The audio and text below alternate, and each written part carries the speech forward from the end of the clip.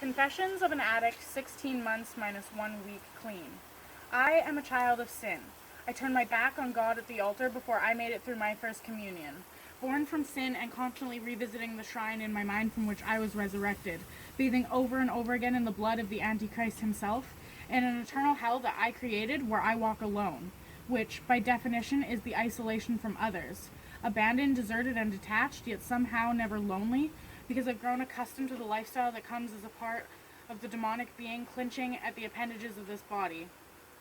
Claws tempered ablaze with the hours of wasted days hook under the meaty flesh of this body, a sacrificial monument, cauterizing the tissue before I have a chance to bleed, spawning scars which overlay rotten flesh, an old directionless excuse of a human. Now, where I come from, people don't really understand how it feels to have everything dropped at my feet and to be willing to set fire to the bounty for no reason other than to dance in the light of the beautiful flames, or for that momentary high of watching my every wish melt before my eyes, yet too entranced to do a damn thing about it, so I bask in the glory of such a mad possession of sadness. Once labeled an addict, the name follows in the shadows for as long as I walk this earth, reaching towards the core of my being with its wispy finger-like projections, as the name itself, Addict, and each phlegm-casted daunting syllable lingers. The air in the room becomes stale, with broken promises and disappointed hopes for the sort of life that could have been, before such a tantalizing name took hold of my hand and led me astray from the light at such a young age, teaching me to love the cold, bitter darkness, a place where nobody would dare come and seek. The game from then on became just hide. Hide from the light and I'll be safe.